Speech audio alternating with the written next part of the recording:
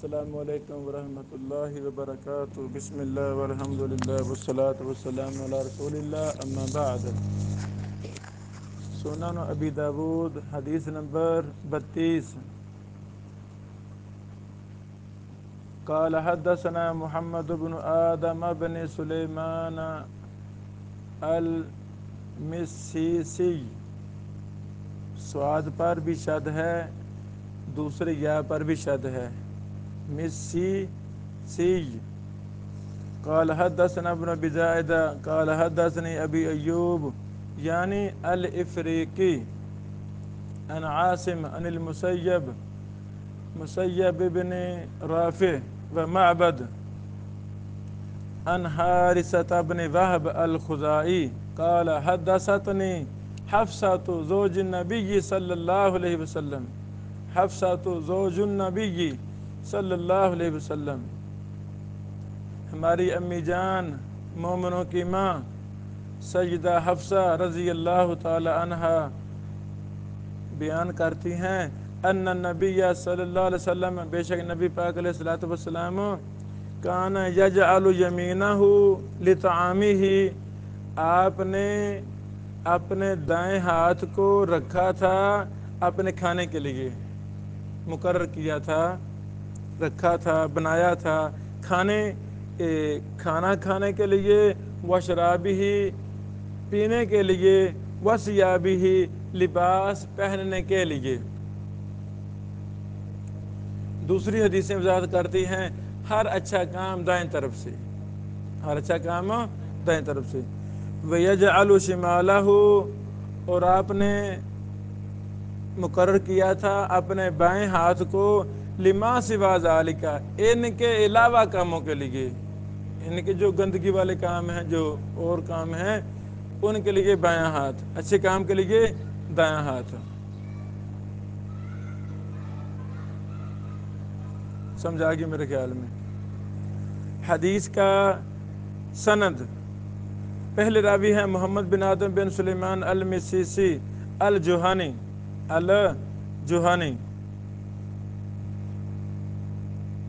امام نسائی رحمہ اللہ نے ان کو سکا کہا ہے 250 ہجری میں فوت ہوئے مسیسی میم کے نیچے بھی زیر ہے اور شد ہے یہ شام کا ایک شہر ہے شام کا مسیسا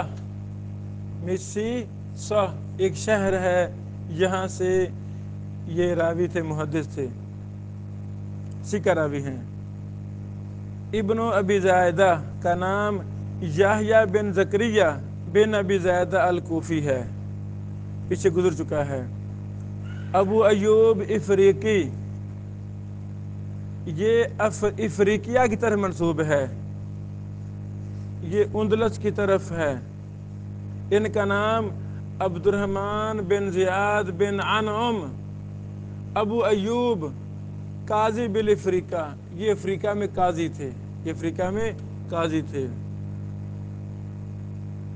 امام منذری نے کہا ترغیب و ترہیب میں لیس بشیء نحن لا نروی عنہ شیئا لیس بشیء نحن لا نروی عنہ ہم میں سے کچھ نہیں بیان کرتے امام ابن حبان نے کہا یروی الموضوعات عن الثقات یہ راوی سکا راویوں سے جھوٹی روایتیں بیان کرتا ہے یہ راوی سکا راویوں سے جھوٹی روایتیں بیان کرتا ہے وَيُدَلِّسُ اور تدلیس کرتا ہے ان محمد بن سعید المسلوب واضح محمد بن سعید المسلوب سے یہ تدلیس کرتا ہے وفیما قال نظر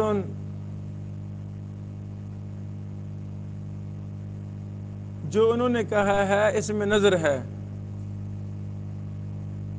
یہ کس نے کہا ہے شمس الحق عظیم آبادی صاحب فرما رہے ہیں اس میں نظر ہے وَلَمْ يَذْكُرْهُ الْبُخَارِيُّ فِي کتاب ضعفاء عظیم آبادی صاحب فرماتے ہیں اور امام بخاری نے اس راوی کو ضعفاء میں ذکر نہیں کیا ضعفاء ہے نا ہمارے پاس اس میں ذکر نہیں کیا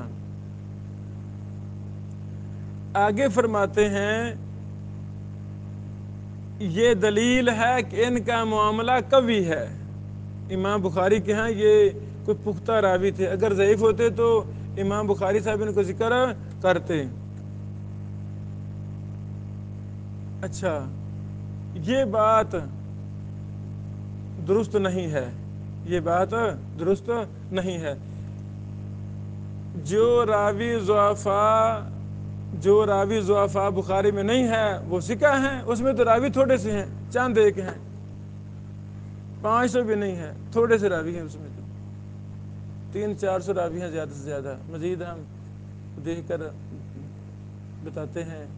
معین کی وہ تو راوی تھوڑے ہیں، یہ بات ٹھیک ہے نہیں ہے۔ امام دارقطنی نے کہا لیس بالقوی، ہاں امام یحییٰ بن سعید نے ان کو ثقہ کہا ہے۔ کس نے؟ امام یحییٰ بن سعید نے۔ ابن معین نے کہا لیس بہ باس۔ اس طرح دیگر کے یہ حکم ہیں۔ امام یعقوب بن شیبہ نے کہا رجل صالح، یہ اچھے بندے تھے۔ آپ 156 ہجری میں فوت ہوئے۔ کب؟ 156 ہجری میں۔ آگے ہیں عاصم بن بہدلہ ابو بکر الکوفی، یہ بھی پیچھے گزر چکے ہیں۔ آگے ہیں مسیب بن رافع ابو العلا الکوفی۔ ابن معین صاحب نے کہا لم یسمع من صحابی، انہوں نے کسی صحابی سے نہیں سنا الا من البراء و عامر ابن عبدہ، سوائے براء بن عازب سے اور عامر بن عبدہ رضی اللہ عنہما سے۔ مسیب بن رافع نے ان دونوں کے علاوہ کسی اور صحابی سے سنا نہیں۔ 105 ہجری میں فوت ہوئے۔ تقریب التہذیب میں ہے ہوا ثقۃ من الرابعہ، یہ ثقہ ہیں، چوتھے طبقہ کے راوی ہیں۔ معبد کا نام معبد بن خالد الکوفی ہے۔ معبد کا نام کیا ہے؟ معبد بن خالد الکوفی۔ ان کو ابن معین نے، ابن عدی نے، اجلی نے ثقہ کہا ہے، امام ابو حاتم نے صدوق کہا ہے۔ آپ 118 ہجری میں فوت ہوئے۔ وہ بیان کرتے ہیں حارثہ بن وہب الخزاعی سے، یہ بھائی ہیں عبید اللہ بن عمر بن خطاب کے، لأمہ، ماں کی طرف سے۔ ان کی ماں ایک تھی اور باپ الگ تھے، یہ صحابہ میں سے ہیں، کوفہ میں رہے، کوفہ میں آ گئے تھے۔ آپ نے 6 حدیثیں بیان کی ہیں۔ یہ صحابی بیان کرتے ہیں ہماری امی جان ام المومنین سیدہ حفصہ رضی اللہ۔ میرے عزیزو، جیسے ہمیں اپنی حقیقی ماں سے پیار ہے کہ نہیں پیار؟ اور کوئی گستاخ ہی ہوتا ہے جو ماں کا بے وفا ہوتا ہے۔ اور مائیں جنت ہیں، ماں باپ ان کی قدر کر لیں، ان کا احترام کر لیں، ان سے دعائیں کروا لیں۔ میرا ایمان ہے آپ کا بھی ہونا چاہیے، جب ماں اپنے بیٹے کے لیے دعا کر دیتی ہے تو اللہ تعالیٰ کو پوری فرماتے ہیں کہ نہیں کرتے ہیں۔ ہمارے پاس اللہ کی رحمت کے بعد پھر ماں کی دعا ہی ہے۔ میری ماں ماشاءاللہ 70-80 سال کی ہیں، ضعیف ہیں، چلا نہیں جا سکتا، تو ہم ان سے دعائیں کرواتے رہتے ہیں۔ کوئی بھی میری ماں نے دعا کی ہو آج تک جو پوری نہ ہو، میں نہیں جانتا۔ بڑی بڑی دعائیں میں نے کروائیں، ناممکن کام اللہ تعالیٰ نے میری ماں کی دعا کی وجہ سے کر دیے، تو اپنی ماں سے دعائیں کروا لیں۔ اللہ اور ماں دعا کر دیا کر اللہ ہم سے دین کا کام لے لے۔ ماں کی فتنوں کا دور ہے، دین کا کام کرنا مشکل ہو گیا ہے، بڑے بڑے پریشانیاں مشکلات ہیں، اور ماں دعا کر دیا کر اللہ خود ہی سارے سسٹم چلا دے اور کام لیتا رہا دین کا۔ ماں یہ بھی دعا کیا، اب میری ماں بوڑھی ہو گئی ہیں، ضعیف ہیں، اب میں یہ کہتا ہوتا ہوں ماں دعا کر، اللہ جو میرا بیٹا سوچے وہ کام کر دینا۔ اللہ اکبر، بھی ہم نے کیا سوچنا ہے؟ دین مراد ہے، اچھے کام، اچھے منصوبے دین کے۔ تو ہمیں اچھا، جیسے ہمیں اپنی حقیقی ماؤں سے پیار ہے، میں کہتا ہوں جب امہات المومنین کا ذکر آ جائے، رسول اللہ صلی اللہ علیہ وسلم کی ازواج مطہرات مقدسات کا ذکر آ جائے، اللہ کی قسم ہمارے دل و دماغ میں حقیقی ماؤں سے بڑھ کر احترام اور محبت دلوں میں آ جانا چاہیے۔ آنا چاہیے کہ نہیں آنا چاہیے؟ آنا چاہیے۔ اس لیے میں تو ام المومنین پر اکتفا نہیں کرتا، میں تو یہی کہتا ہوں جب بھی ہماری کسی ماں کا نام ہے امی جان، پہلے بھی سنا آپ نے امی عائشہ، ہماری امی حفصہ بیان کرتی ہیں، ہاں ہاں، ان مقدس مطہر خواتین ہماری ماؤں سے اسی شخص کو نفرت ہوگی جو دین کا دشمن ہے، جو محمد صلی اللہ علیہ وسلم کا دشمن ہے، جو اللہ کا دشمن ہے، اللہ کے رسول کا دشمن ہے، اس کے دل میں ہماری ماؤں سے محبت نہیں ہوگی۔ باقی واضح ہے۔ امام نبوی رحمہ اللہ نے ایک قاعدہ ذکر کیا ہے شرع کے اندر کہ ہر وہ کام جو عزت اور شرف والا ہے، ہر وہ کام جو عزت اور شرف والا ہے، جیسے لباس پہننا ہے، شلوار پہننی ہے، موزے پہننے ہیں، مسجد میں داخل ہونا ہے، مسواک کرنی ہے، یہ سرما لگانا ہے، ناخن کاٹنے ہیں، مونچھوں کو کاٹنا ہے، بالوں میں کنگھی کرنی ہے، بغلیں صاف کرنی ہیں، سر منڈوانا ہے، نماز میں سلام پھیرنا ہے، وضو کے اعضاء کو یا غسل کے اعضاء میں وضو کے اعضاء کو یا غسل کے اعضاء کو دھونا ہے، بیت الخلاء سے نکلنا ہے، کھانا ہے، پینا ہے، مصافحہ کرنا ہے، حجر اسود کو چھونا ہے، وغیرہ ذالک۔ اور بیٹو یہ سارے کام اچھے ہیں کہ نہیں؟ عزت والے نا، شرف والے ہیں نا، تو یہ سارے کام دائیں طرف سے کرنے چاہیے۔ لیکن سمجھو یہ سارے کام دائیں طرف سے کرنے چاہیے، اور اس معنی میں جتنے بھی اچھے کام ہیں وہ دائیں طرف سے کرنے چاہیے۔ تو حدیث میں بھی ہے نبی پاک علیہ السلام نے دائیں طرف کو دائیں ہاتھ کو دائیں طرف کو کس کے لیے؟ اچھے کاموں کے لیے رکھا ہوا تھا۔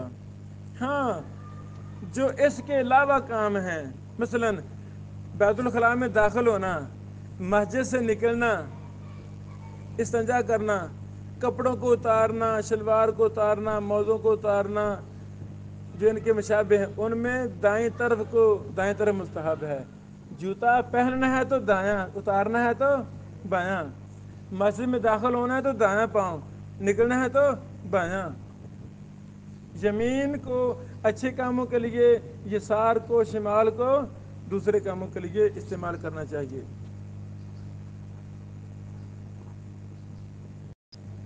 ابھی سند میں راوی گزرا ہے عاصم بن بہدلہ۔ امام مزی صاحب نے لکھا ہے سب سے آخر میں، روالہ البخاری و مسلم مقرونم بغیرہ، امام بخاری اور مسلم نے اس کی روایت ذکر کی ہے، بخاری مسلم میں دوسرے راوی کے ساتھ ملا کر۔ لگی سمجھ؟ ایک ہے راوی سے مستقل روایت لینا، ایک راوی ہے اس کی روایت کو بیان کیا امام بخاری صاحب نے، بس کسی اور کے ساتھ ملا کر بیان کیا نہیں، بلکہ اکیلے راوی کی ہی روایت کو بیان کیا ہے۔ اس راوی کا درجہ اور ہے، دوسرا وہ راوی ہے جس کی روایت کو بیان کیا ساتھ اور کا بھی، کیلے سے روایت نہیں لی بلکہ 2-3 سے کٹھوں سے روایت لی امام بخاری صاحب نے، اسے کہہ دیتے ہیں مقرونن بغیرہ۔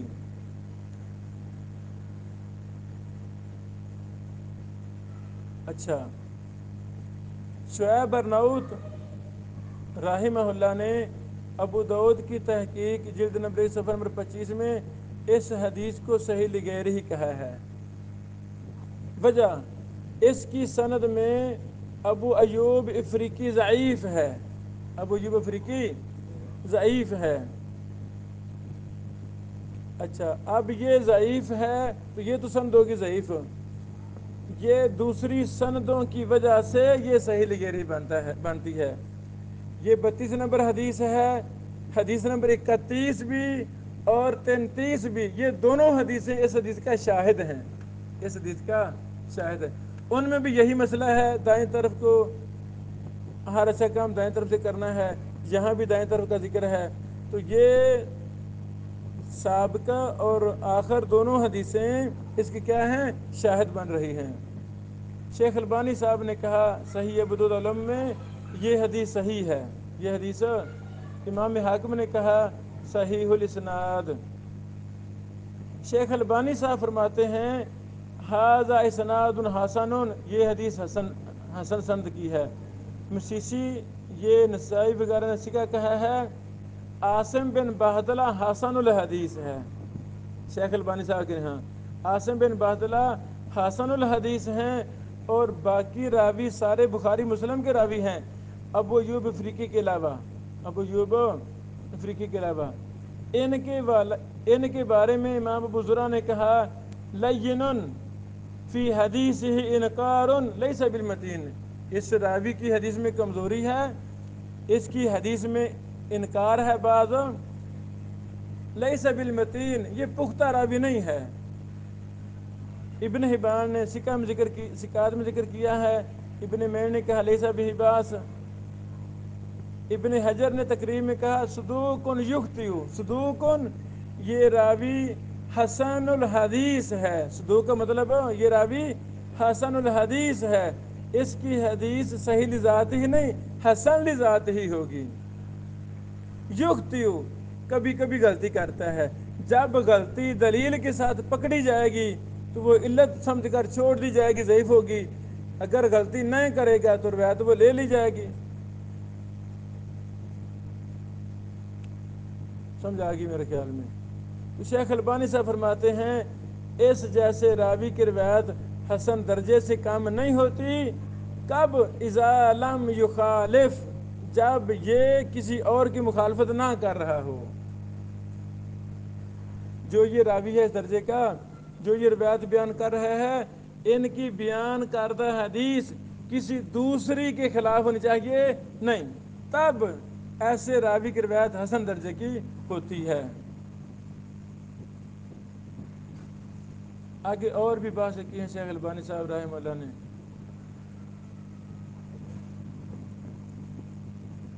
یہ حدیث جو بھی ہم نے پڑھی ہے 32 نمبر، یہ مسند ابی یعلا میں ہے 7042 نمبر، صحیح ابن حبان میں ہے 5227 نمبر، طبرانی کبیر میں ہے جلد نمبر 23 صفحہ نمبر 346، مستدرک حاکم میں ہے جلد 4 صفحہ 109، سنن کبری بہقی میں ہے جلد 1 صفحہ نمبر 113، اور بھی کتابوں میں یہ روایت ہے۔ یعنی خلاصہ کیا ہے، یہ حدیث ایک محدث کے ہاں صحیح لکھ رہی ہے، دوسرے محدث کے ہاں حسن لذات ہی ہے۔ اس میں ہمیں شیخ البانی صاحب رحمہ اللہ کی بات ہی زیادہ بہتر لگتی ہے کہ یہ روایت حسن درجے کی ہے، یہ روایت حسن درجے کی ہے۔ اگر اس سند کو ضعیف بھی مانا جائے تو اس کے شاہد بھی ہیں، اس سے پہلی حدیث بھی بعد والی حدیث بھی۔ تو آخری بات استنباط مسائل۔ استنباط مسئلہ کیا ہوا کہ یعنی ہر اچھا کام دائیں طرف سے کرنا چاہیے، برے کاموں کو بائیں طرف سے کرنا چاہیے۔ گھڑی پہننا کسی بھی آتا ہے، گھڑی بھی دائیں ہاتھ سے پہننی چاہیے، کپڑے پہننے وغیرہ بھی دائیں طرف سے، اتارے تو بائیں طرف سے۔ بارک اللہ فیکم۔